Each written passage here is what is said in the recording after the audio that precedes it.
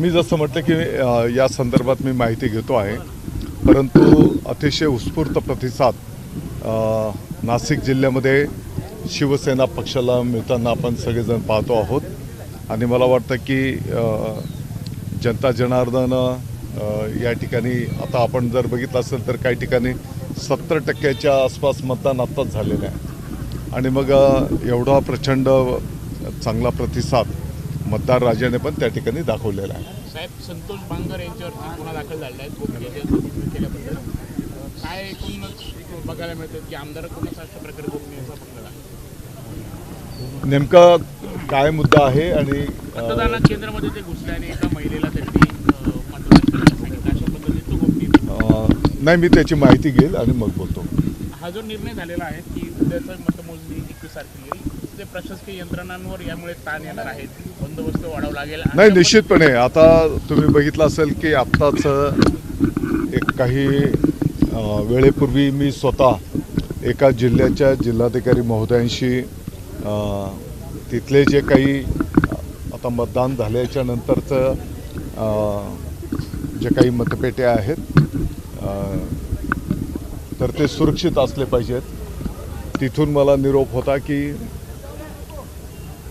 स्पष्टपणे सांगायचं तर पिंपळनेर की तिथे जे काही सिक्युरिटी आहे तेवढी नाही, अशा प्रकारच्या स्थानिक पातळीवरच्या सूचना होत्या. आणि मी स्वतः जिल्हाधिकाऱ्यांना बोललो आहे की बाबा हे सर्व मतपेट्यांची अतिशय सुरक्षितता असली पाहिजे. अगदी मग ते तुम्ही तालुका पातळीवर किंबहुना जिल्हा पातळीवर त्याची तुम्ही व्यवस्था करा. आणि आता ही वस्तुस्थिती आहे की हे जे काही 18-20 दिवस पुढे काउंटिंग जात आहे, तर एवढे दिवस ते सांभाळणं, मग तिथे CCTV आणि त्याची सुरक्षा, पोलीस बंदोबस्त, ह्या गोष्टी सर्व ओघाने येणारच आहे. महायुतीमध्ये जो काही वाद होतोय जागोजागी, हा खरं तर मतभेदांपर्यंत ठीक होता, हाणामाऱ्यांपर्यंत गेलाय. पुढच्या निवडणुकांमध्ये या सगळ्याचं सांगड बसवणं हे किती अवघड वाटतं, कारण महायुती घटक पक्ष एकमेकांमध्येच भिडलेले आहेत. नाही, काही तुरळक ठिकाणी असे प्रकार झालेले आहेत, आम्ही काही नाकारत नाही. परंतु मला वाटतं की त्या क्षणाला तिथे काय घटना झाली आणि एखादं घटना झाली तर त्याला क्रिया-प्रतिक्रिया होत असते आणि त्यामुळे ते अगदी परमनंट तसे विषय राहतील अशातला काही भाग नाही. ही विस्कटलेली घडी कशी बसवणार? नेत्यांवर जबाबदारी असणार आहे, तुमच्यावर जबाबदारी आहे. भगूरमध्ये तीच परिस्थिती आहे.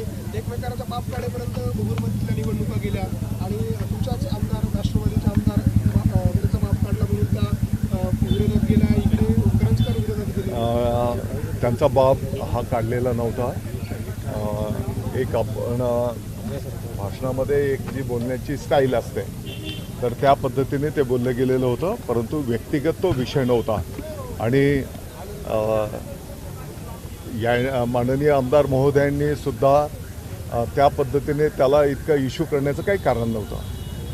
आज आपण दादा नाशिक जिल्ह्यातील वेगवेगळ्या मतदान केंद्रावरती जाऊन आलेला आहे. कोण गुलाल सुधारणार आहे, काय आपल्याला वाटतं?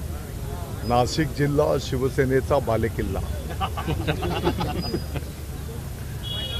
पण भाजपकडनं, नेत्यांकडनं सातत्यानं सांगितलं जातं की भाजप मोठा भाऊ आहे, एक नंबर भाजपच असणार संपूर्ण राज्यात. नाही, आता देश पातळीवर आणि राज्य पातळीवर भाजपची संख्या जास्त आहे ही वस्तुस्थिती आहे. परंतु विधानसभेच्या निवडणुकीमध्ये म्हणा, लोकसभेच्या निवडणुकीमध्ये म्हणा, भारतीय जनता पक्षाला म्हणजे पूर्वीपासून आता जागा जास्ती दिलेल्या, त्याच्यामुळे त्यांची संख्या जास्त असणार. 80 जागा आल्या, 80 पैकी 60 जागांवर विजयी झालो.